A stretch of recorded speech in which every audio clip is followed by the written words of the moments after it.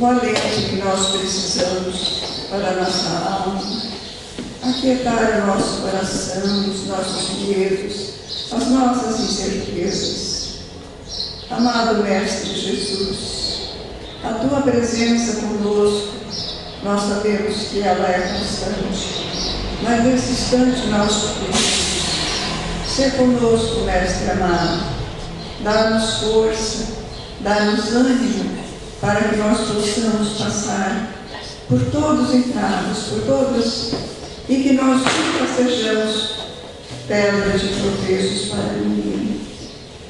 Que nós estamos aqui, nessa terra abençoada, que é uma escola de aprendizado, com a graça do Pai, pelas bênçãos do Senhor, que nos concede para que nós possamos voltar aqui a ressarcir aquilo que nós erramos lá atrás.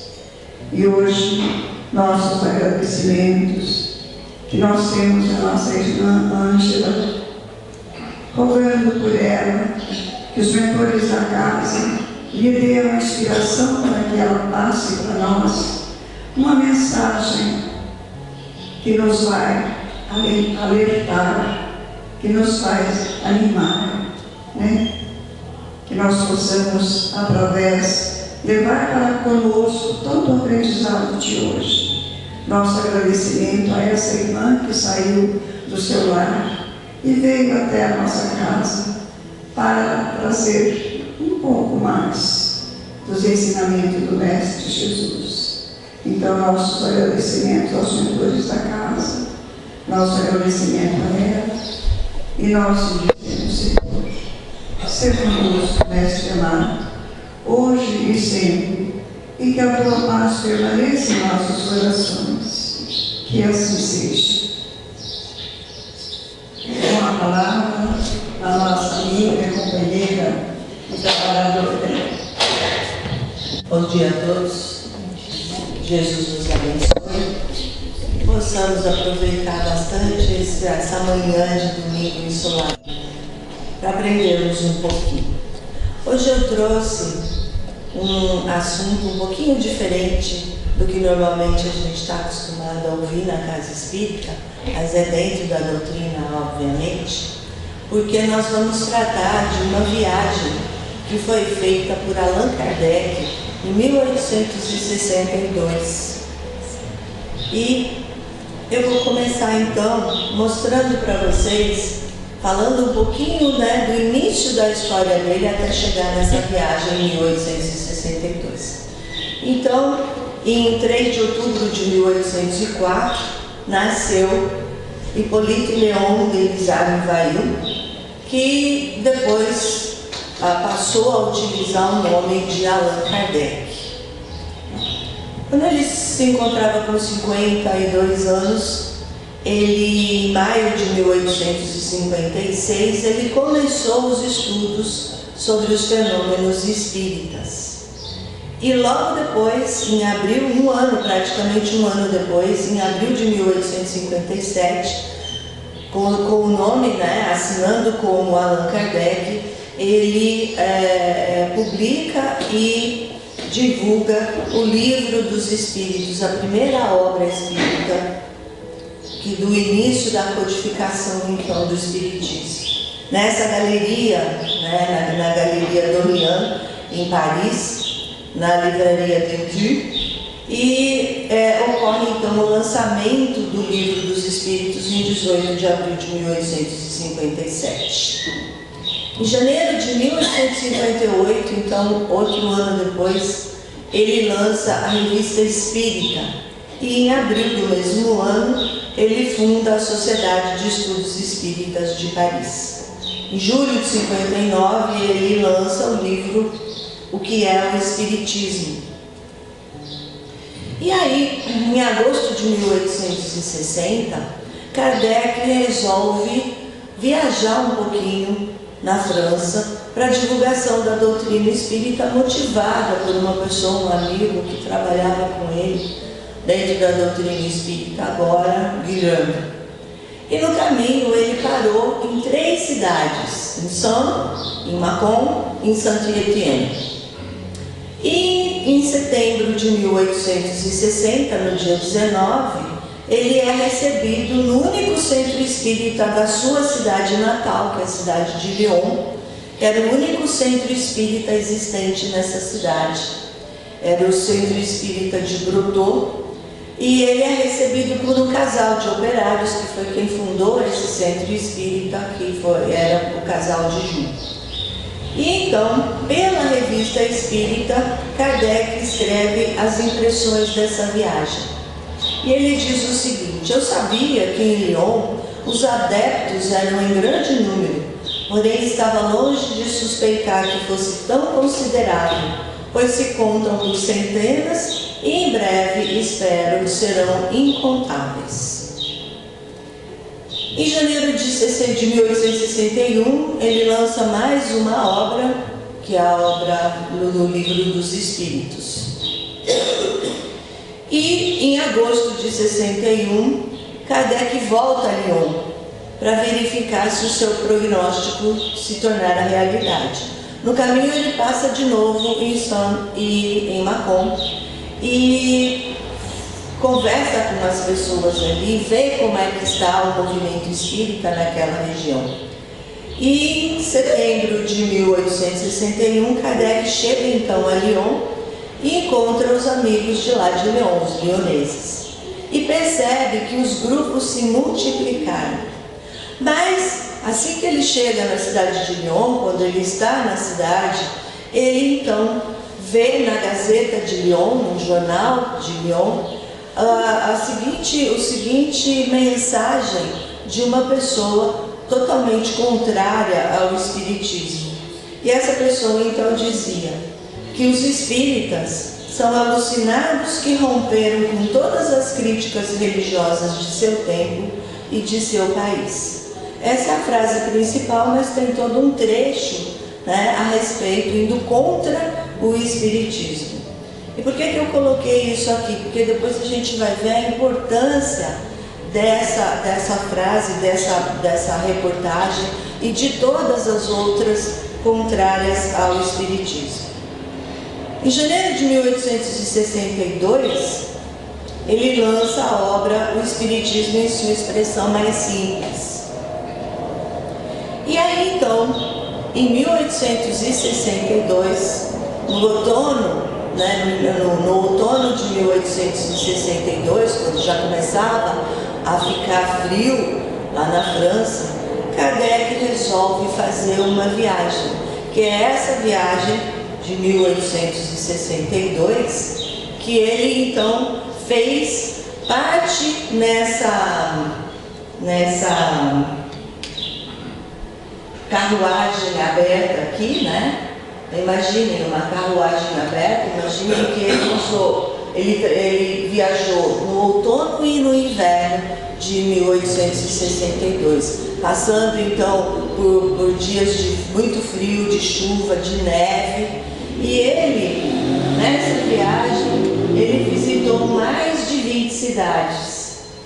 E notem que interessante, só 1.158 quilômetros. Quer dizer, para nós, hoje, 1.158 quilômetros a gente faz rapidinho, em um dia nós fazemos. Mas ele demorou e ele foi parando em várias cidades e ele fez mais de 20 cidades, foi visitando mais de 20 cidades, no outono e no inverno, viajando então nessa espécie de carruagem aberta e de trem. E esse foi todo o trajeto que ele fez aqui, com 3 pontos principais.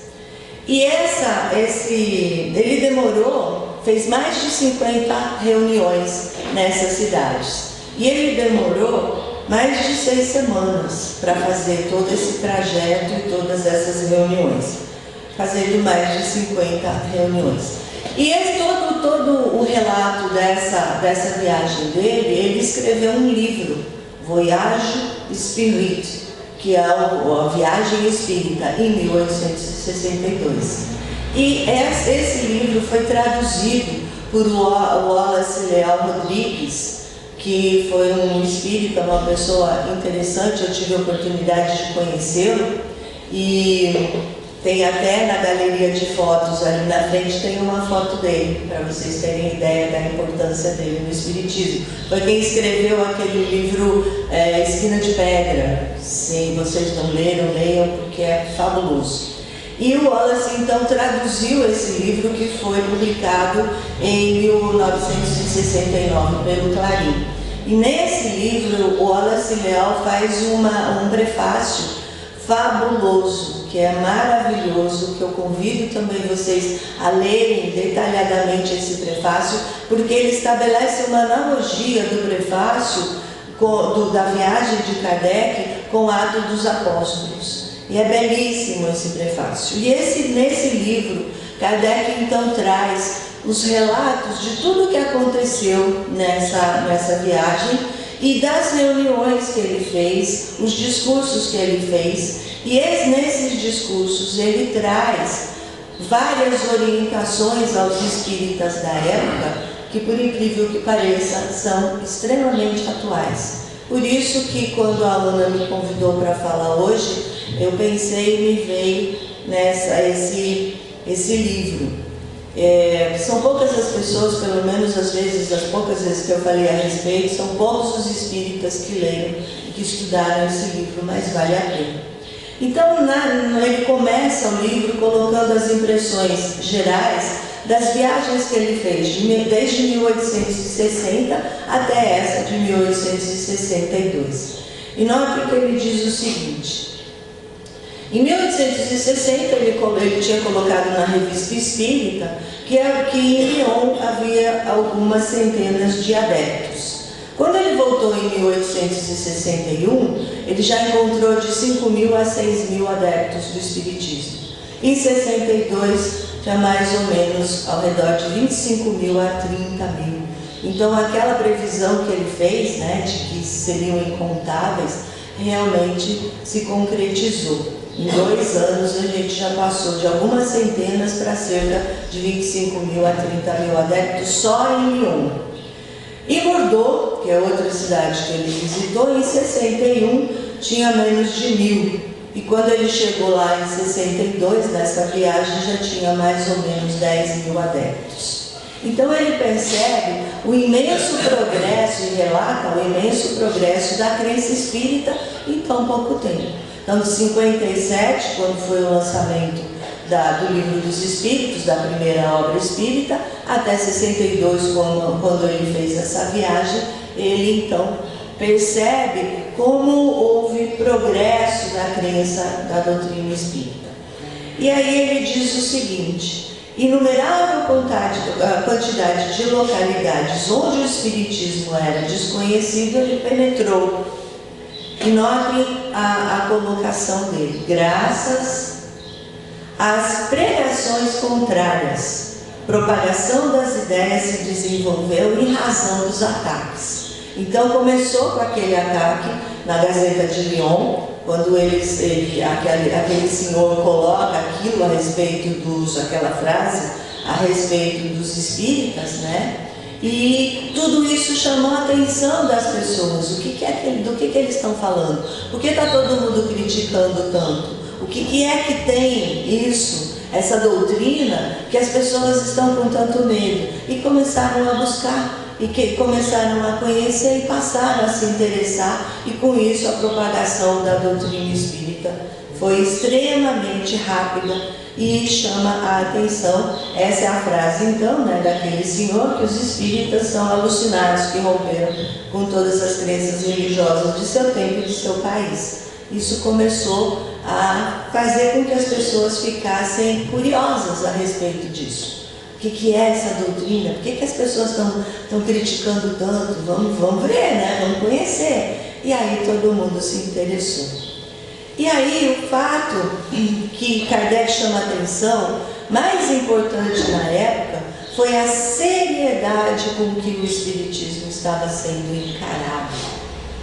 Importantíssima essa colocação de Kardec. Naquela época, em 1862, o Espiritismo estava sendo encarado com extrema seriedade. Os propósitos não têm outra bandeira, senão os princípios ensinados pelo Livro dos Espíritos. Tudo isso são frases de Kardec do relato dele.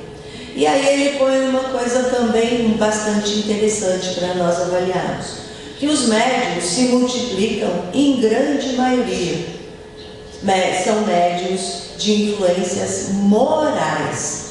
Notem que no início do Espiritismo, quando a gente estuda o início do Espiritismo, o interesse de Kardec pelos fenômenos espíritas se deu através de efeitos físicos, de médiuns de efeitos físicos, das mesas girantes, daquelas pranchetas que escreviam sozinhas entre aspas.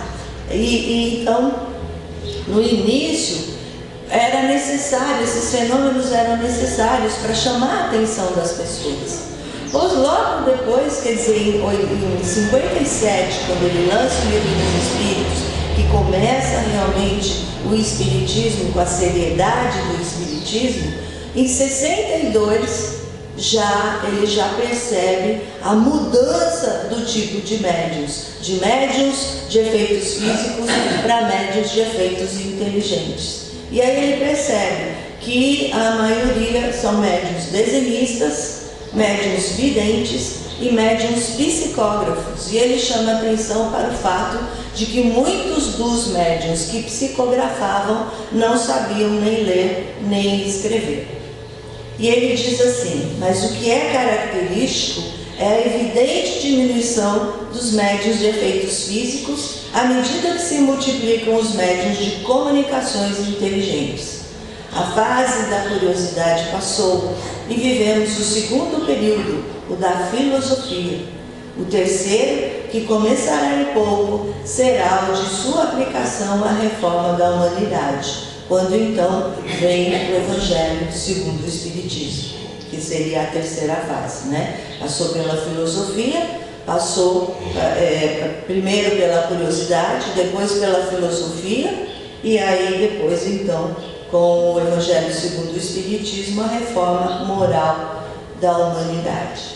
E ele coloca uma frase muito importante e interessante para nós refletirmos a respeito do Espiritismo hoje, que é notável verificar que as crianças educadas nos princípios espíritas adquirem uma capacidade de raciocínio mais precoce, que as torna infinitamente mais fáceis de serem conduzidas. Nelas não existe essa turbulência, essa teimosia, esses caprichos que tornam tantas outras insuportáveis. Palavras de Kardec. Então aqui a gente nota a importância da nossa evangelização, da evangelização nas nossas casas espíritas. E aí então ele traz os vários discursos que ele fez nas várias reuniões, nas mais de 50 reuniões que ele participou, e eu pensei algumas coisas que eu considerei mais importantes e até dentro do tempo que nós temos. Então, na primeira das reuniões, que foram feitas em Lyon e em Bordeaux, primeiro relato, ele diz o seguinte: o homem que pratica o bem deve, pois, preparar-se para se ferir na ingratidão, para ter contra ele aqueles que, não praticando o bem, são ciumentos da estima concedida aos que o praticam. Hoje em dia isso não tem mais, Não acontece. Era só naquele tempo. Mas não é verdade. Realmente a gente vê que aqueles, as pessoas que se dedicam, que praticam o bem, têm muita coisa contra não só dos espíritos encarnados, mas principalmente dos desencarnados que não querem que o bem se instale na Terra. E aí ele diz assim: tenho adversários naturais nos inimigos do Espiritismo. E a gente vê por todos os relatos, de todas as coisas contrárias ao Espiritismo na época. Mas ele faz uma outra observação: entretanto, o que parece mais espantoso é que tenho adversários mesmo entre os adeptos do Espiritismo. Isso lá em Kardec. Será que isso ocorre hoje em dia? Será que nós temos dentro das casas espíritas, dentro da doutrina espírita, adversários nossos, que também não querem que o movimento se instale para valer, que querem modificar, que querem colocar coisas que não estão dentro da doutrina espírita. Entre os que adotam as ideias espíritas, há, como bem sabeis, 3 categorias distintas. Muito interessante essa colocação de Kardec, muito atual. Primeira delas, os que creem pura e simplesmente nos fenômenos das manifestações, que querem fenômenos, que querem estar nas reuniões mediúnicas só para verem o que está acontecendo, é só curiosidade, mas que deles não deduzem qualquer consequência moral, quer dizer, não serve para nada.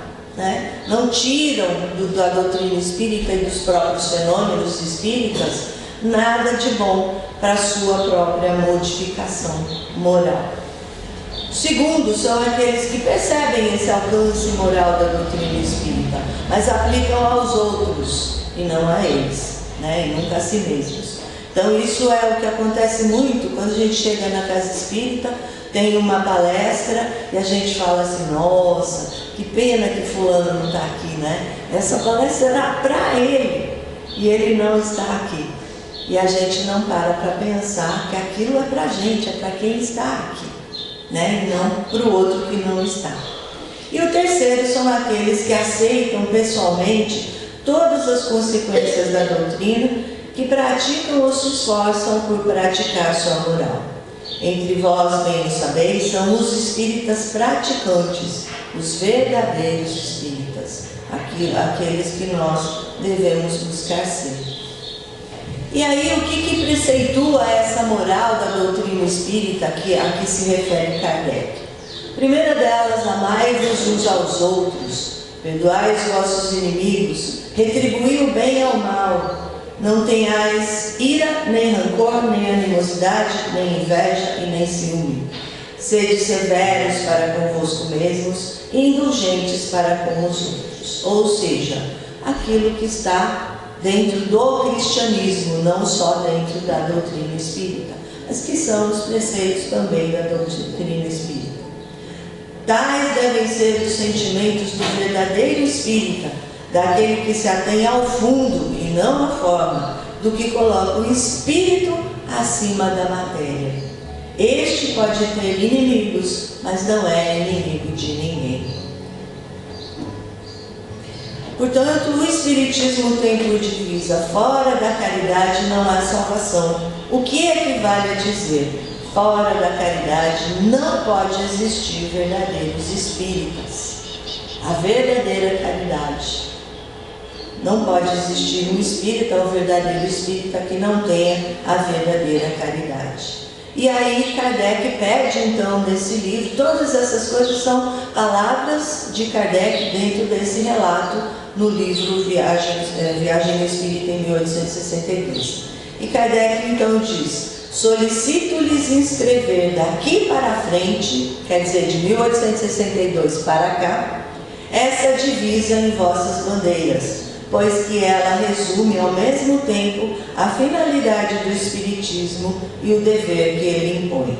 Não se pode ser um bom espírita com sentimentos de rancor no coração. Causas que podem excitar certas animosidades. E aí também para nós refletirmos a respeito. Quais são as causas que podem fazer com que os próprios adeptos do Espiritismo se voltem contra os espíritas mesmo, né? Aqueles que trabalham junto. Primeiro, manifestações dos espíritos em meio de especulação, que é uma nova mina a ser explorada. Então, tudo aquilo, coisas que acontecem dentro das reuniões mediúnicas, que são manifestações desses espíritos, muitas vezes, que querem criar atritos, que querem criar problemas e que a gente mesmo, dentro da própria reunião, nós não percebemos. E aí ele diz: era preciso cortar pela raiz um mal que o teria atrasado por mais de um século. Então eles já estavam começando a ter esses problemas, dessas manifestações em meio de especulações. Foi o que me forcei por fazer, fazendo-a sair do caminho puramente experimental para fazê-la penetrar no da filosofia e da moral. Então, por isso que Kardec lutou para transformar o espiritismo da parte de médios de efeitos físicos, né, dos fenômenos físicos, trazendo então para a filosofia e para a moral.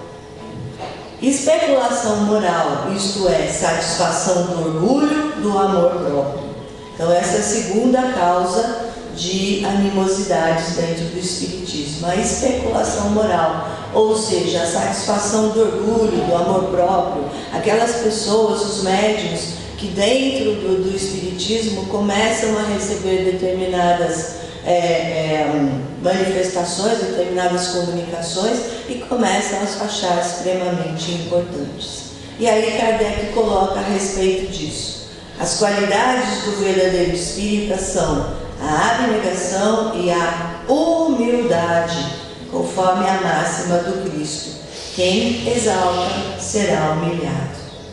O terceiro é o grupo dos ciumentos, que não perdoam o fato de alguém ter sido bem sucedido dentro da doutrina espírita. O quarto é o dos médiuns fascinados.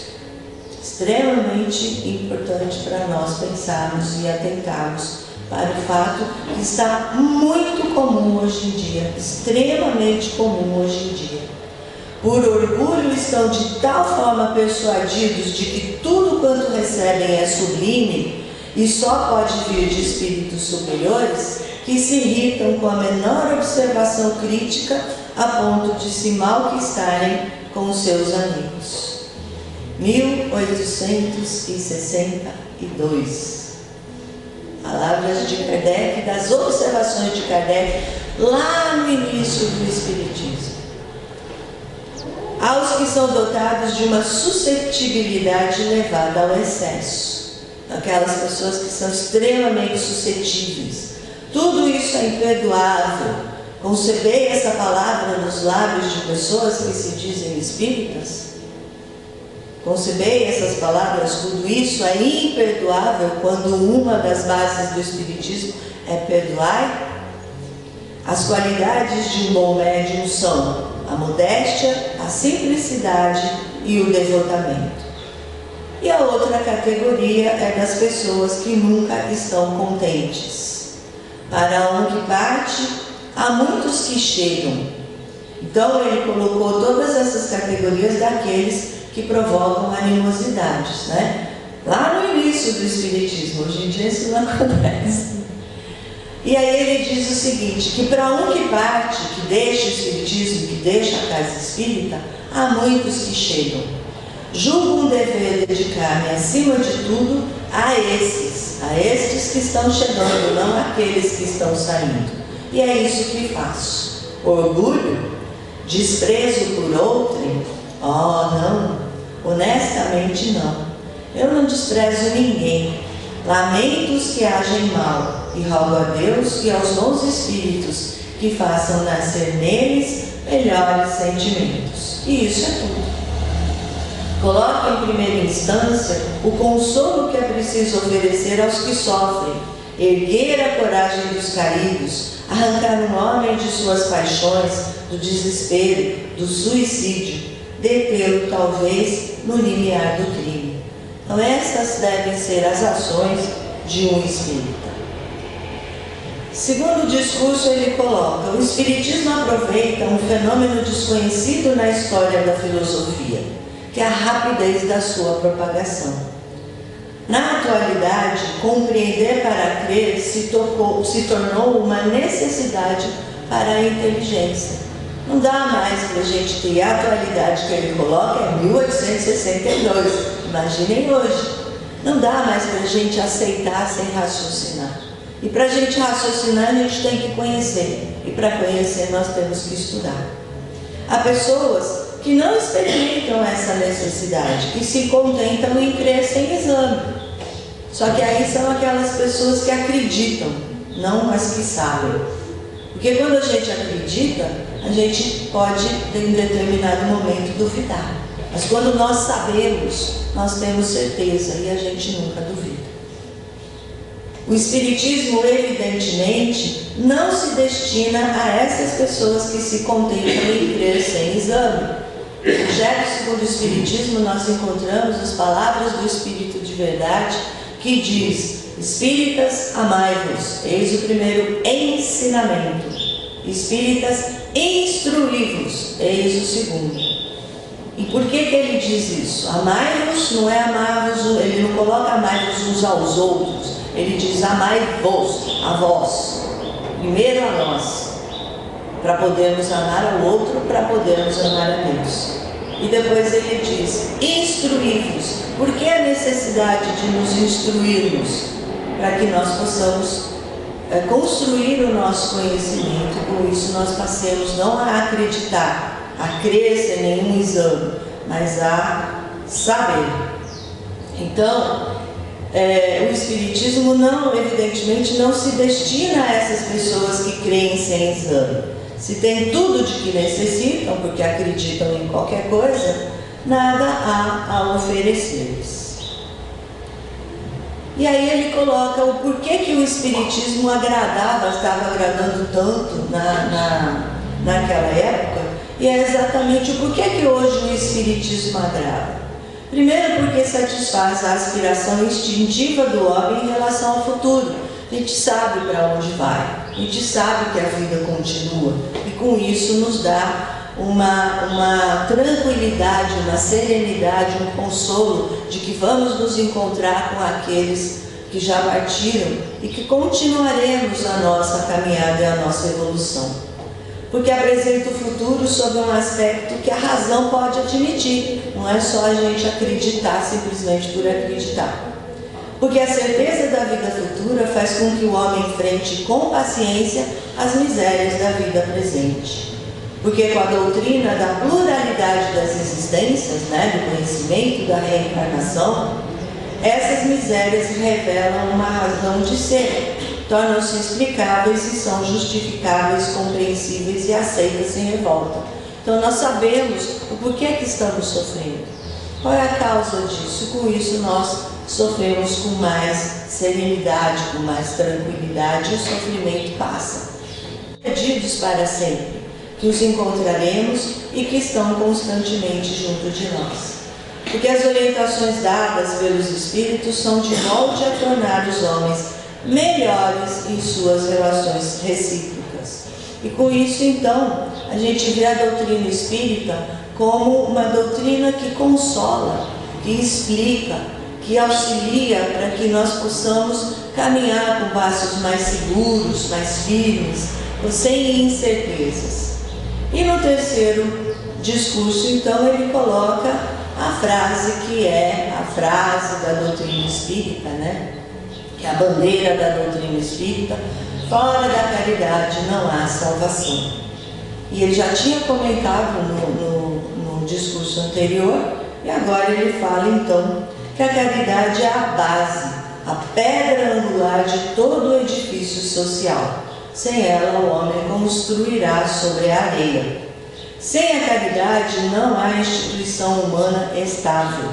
E não pode haver caridade nem fraternidade, na verdadeira acepção do termo, sem existir a crença real. Não a crença do acreditar, mas a crença do saber. Aplicáveis, pois, a desenvolver sentimentos que, em si afirmando, destruirão o egoísmo que vos destrói.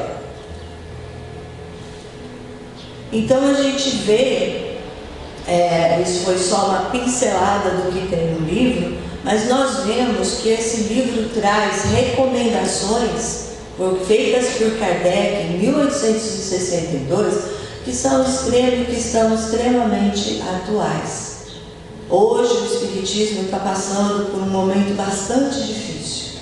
Nós vemos inclusive as casas, depois da pandemia, as pessoas se acostumaram com assistir as palestras, assistir os cursos, fazerem tudo online, e a gente vê inclusive pessoas que estão defendendo a reunião mediúnica online, que é uma coisa que não tem sentido, várias pessoas, pessoas que teoricamente têm conhecimento espírita e que defendem a reunião mediúnica online. E as pessoas estão perdendo essa coisa de vir à casa espírita, de trabalharem na casa espírita. Todos os lugares onde eu tenho ido fazer palestras têm reclamado da diminuição do número de trabalhadores e de frequentadores. Então nós vemos que as coisas estão mudando e a doutrina espírita está sim passando por um momento bastante difícil, porque muitos não querem, como eu já falei, como Kardec colocou, que o bem se instale na Terra. E por isso é preciso que nós estudemos, voltemos para esses livros, para as obras dentro do Espiritismo, para as obras básicas e não só as obras complementares. É bom lermos os romances espíritas, é ótimo, né? São lindos, são gostosos, elevam, mas é fundamental que nós estudemos, que nós conheçamos a fundo a doutrina espírita, porque isso vai nos dar todo o embasamento e a construção do nosso conhecimento, que é o que vai fazer com que nós realmente saibamos. E fica aqui então nossa profunda gratidão a esse homem incrível que em tão pouco tempo construiu tudo isso, né? O nosso querido Allan Kardec. Nosso agradecimento a ele em outubro, dia 3 de outubro. Lembrem-se de agradecer, vai ser o aniversário dele, seria o aniversário dele, né, da vinda para a Terra. E em tão pouco tempo ele conheceu os fenômenos espíritas, entendeu tudo isso, passou a estudá-los profundamente, trabalhou com espíritos fantásticos que foram que se dedicaram à codificação dessa doutrina, que nos consola, que nos auxilia, que nos faz caminhar com passos mais seguros, mais firmes, né? Mais confiantes. E eu agradeço profundamente a Ana pelo convite e a vocês pela paciência. Espero que pensem um pouquinho. Eu sei que muitos de vocês vêm só à Casa Espírita para assistir a palestra, tomar passe e vão embora, mas também tem muitos que trabalham aqui, e fica aí o convite para que vocês estudem esse livro. Em cada frase de Kardec, em cada orientação dada em 1862, que vale muito para os nossos dias atuais. Que Jesus nos abençoe, excelente domingo para todos e uma semana de muita paz, de muita serenidade, de muita harmonia. Gratidão. Nosso agradecimento à Ângela, né, por trazer a história, a nossa história, a história do Espiritismo, né, que muitas vezes a gente está dentro da Casa Espírita, mas a gente não sabe como começou o Espiritismo. Então hoje ela trouxe um pouquinho desse ensinamento para nós. Então a nossa gratidão a ela, né, esse benfeitor que trouxe tanta instrução para nós, né, através dos nossos tempos, que nós, olha quantos, mais de 200 anos, né, quase 200 anos, e hoje nós estamos aqui estudando aquilo que ele já previu para nós. Então a nossa gratidão.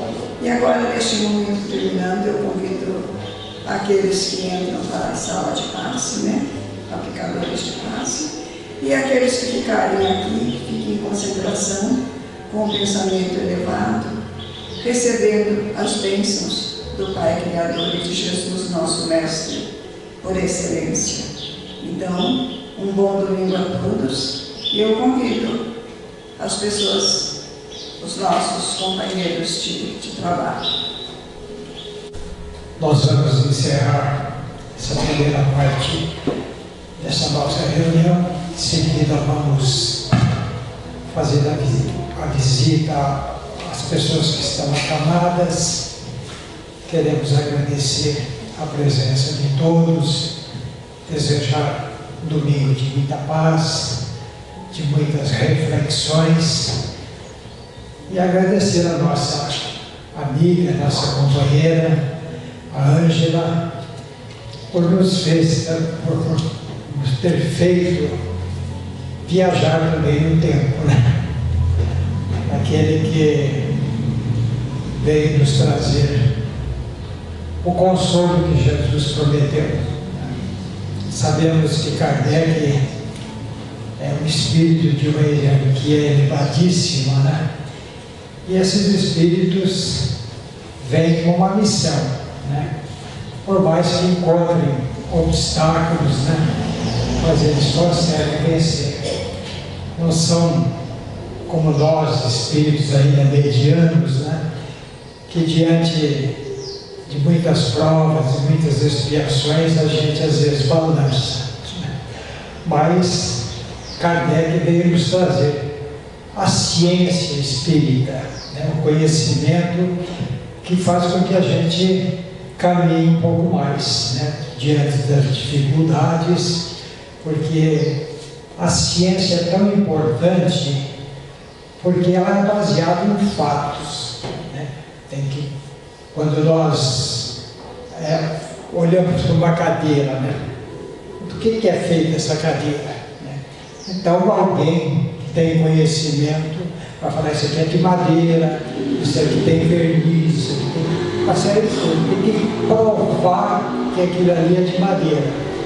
Assim fez Kardec com relação à vida espiritual.